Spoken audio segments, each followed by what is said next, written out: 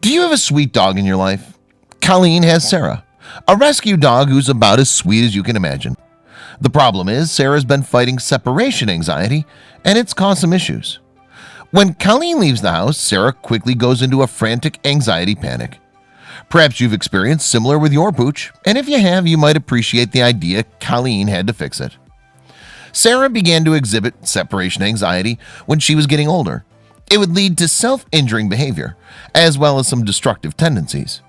It didn't take long after Colleen would leave home for Sarah to start barking and panting and quickly turn to pacing and chewing on furniture.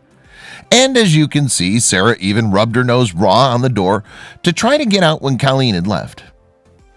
It was heartbreaking to see Sarah in such an anxious state.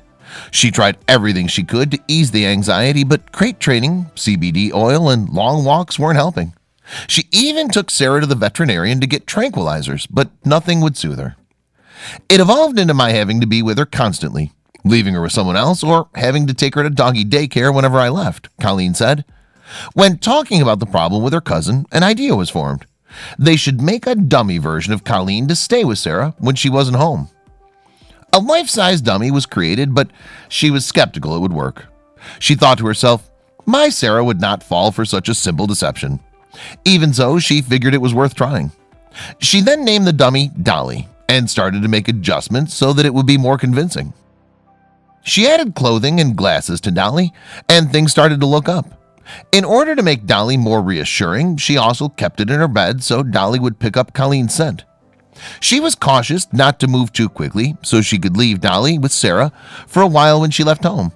This would be in areas where Sarah would not normally interact with Colleen, as she felt Sarah would quickly discover that Dolly was an imposter. In most cases, Sarah would simply glance at Dolly and it seemed to do the trick.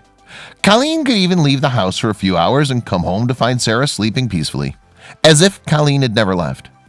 One day she came home and found Sarah like this. I found her curled up at Dolly's feet, Colleen said. She'd never slept on the floor of the bathroom until Dolly was there. Colleen doesn't think that Sarah is completely fooled, but it does give her a degree of familiarity.